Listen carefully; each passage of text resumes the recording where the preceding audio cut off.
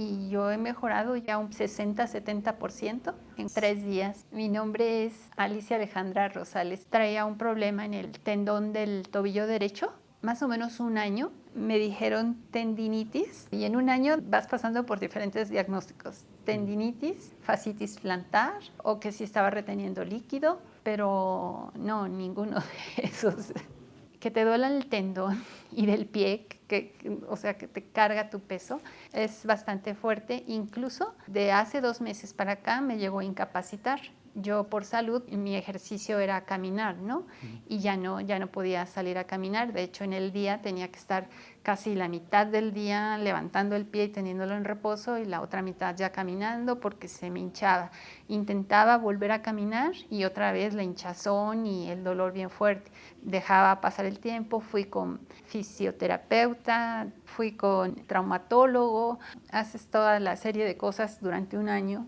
Y vine al curso aún con la duda de voy a aguantar el viaje en avión y lo que voy a caminar y todo. Y dije, no, voy a estar mal, ¿no? Tuve una sesión con el profesor Zen. Tomé la sesión y el profesor Zen se focalizó a mi tendón, o sea, me enseñó a que yo lo hiciera, que eso es muy bonito, que es una autosanación. Y pues lo estoy haciendo y yo he mejorado ya un 60-70% en 3 días en cuanto a que me disminuyó el dolor y también la inflamación. He podido estar caminando. Estamos hospedados cerca de aquí y vamos y venimos caminando cuando la idea era un Uber, ¿no? Porque, pues, ¿cómo iba a caminar eso? Y lo camino, ¿no? 10 minutos más o menos. La sesión fue el martes, 3 días, sí, es muy poquito. Para mí es como una sorpresa porque no esperaba que fuera tan rápido.